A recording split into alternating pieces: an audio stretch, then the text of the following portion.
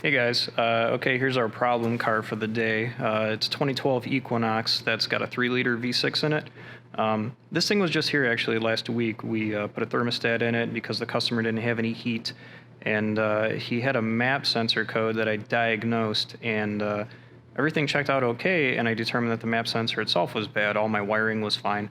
But the customer called me last week and said that it stalled out on him a couple times and actually stalled out on the highway.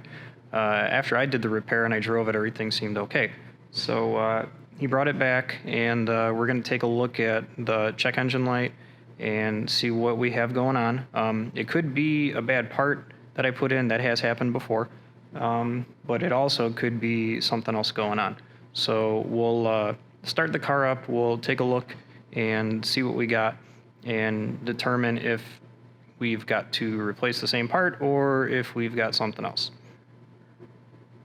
Okay, so we're going to look at this thing and just check the codes on it. Let's see what we got here. So go to DTC display. We've got a whole bunch of map sensor codes. Map sensor performance, sensor circuit low voltage, sensor circuit high voltage, barrow reading. So we're going to definitely take a look at the map sensor that I just put in here a week ago. And, see what happens. Sometimes it's a bad part, and that happens. I've gotten a lot of new parts that weren't any good. Other times it's, technician error. You're working and you're trying to figure out a problem, and, you misdiagnose it, and that happens. Nobody's perfect. So we'll go ahead and start taking a look and see what we got. Okay, so here's the data that we have right now. And the one thing that you're going to see is the map right now is at about 12.4. And it seems okay. But as it runs for a little while, it seems like it wants to stall. And the map really shouldn't be going crazy.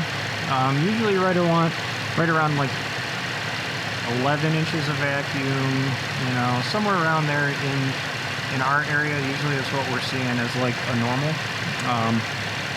But at some point this thing, might change, So like right there, all I did was move, and you could see it jump to like 37.5. 37's way too high. There's definitely an issue. So right now, I wouldn't be surprised if this thing stalled out. So we're going to unplug that new map sensor. We're going to test the wiring and make sure all the wiring's okay. And we'll see what else we find. Alright, so we got the map sensors located right here. All we did was take our meter out and we set it to volts DC. I got one lead going to the battery negative. So we're going to unplug the map sensor. And there's 3 wires. You got a green, orange, and a gray. If you look on the wiring diagram, you can see right there's a map sensor, and your light green is going to be your signal wire, your gray is your 5-volt reference, and your orange with a black tracer is going to be your ground. So all we're going to do is we're going to back probe the gray 5-volt reference wire. And when you see on the meter, you got 5 volts. So we know that's good. What we're gonna do is go to the orange and gray wire, which is our orange wire. Hold on. Orange with the black tracer is our ground. So what we're gonna do is, since that's on ground, we're going to take our other lead of our meter, and then we're going to put that on battery positive, and we should get 12 volts, which we do. So keys on, and all the parking lights are on, so it's going to be a little bit under 12 volts. So we know that our ground for our PCM is good. So now what we're going to do is we're going to move the voltmeter.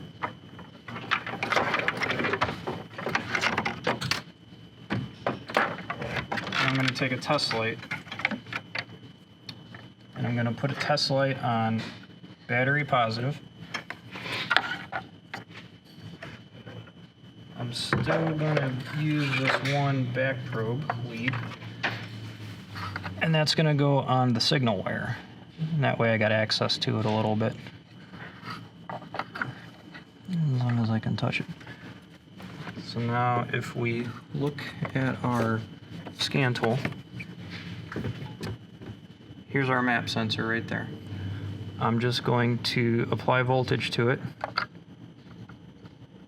If I can get a good lead on it, go right through the back.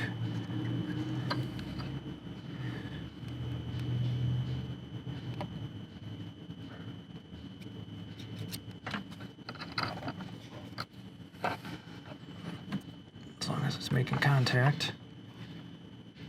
And you can see our signal wire is good. Now when you're looking at this thing maxes out at like 37.5 inches of vacuum.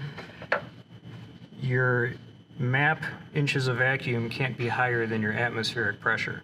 So at wide open throttle, the most you're probably going to have is somewhere around 28.5 or 28.6 inches of vacuum. So there's definitely something going on with the map sensor, and I'll show you what I really think it is and what I know it is.